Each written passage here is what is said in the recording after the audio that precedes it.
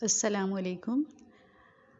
آج جو میں آپ کو کہانی سنا رہی ہوں وہ کہنے کو تو کہانی ہے، لیکن اصل مقصد اس کا یہ ہے کہ آپ اللہ تعالیٰ سے جڑے رہیں، آپ اپنے مالک حقیقی سے بندھے رہیں، تو وہ نہ آپ کو گمراہ ہونے دے گا اور نہ ہی آپ کو کبھی اکیلا چھوڑے گا۔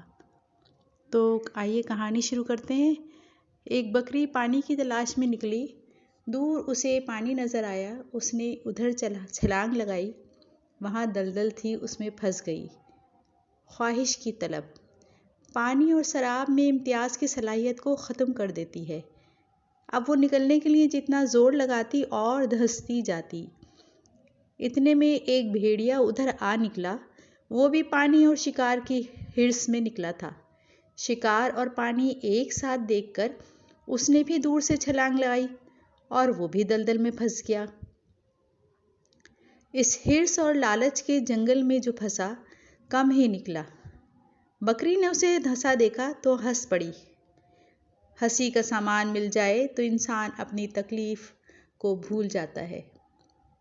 بھیڑیے نے پوچھا، کیوں ہنستی ہے؟ بکری نے کہا، جناب آج تو آپ بھی پھنسے ہوئے ہیں۔ بھیڑیے نے کہا، تو خود بھی تو پھنسی ہوئی ہے۔ بکری نے کہا، میرے پھنسنے اور تیرے پھنسنے میں بہت فرق ہے۔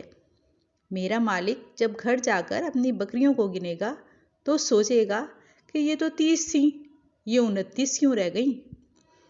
وہ میری تلاش میں نکلے گا، مجھے پالے گا اور نکال کر بھی لے جائے گا۔ اب تو بتا، تیرا کون ہے اور تجھے کون نکال کر لے جائے گا؟ بس اپنے آپ کو مالک کے گھوٹے سے باندھ لے، وہ تمہیں ضائع نہیں ہونے دے گا۔ جزاک اللہ۔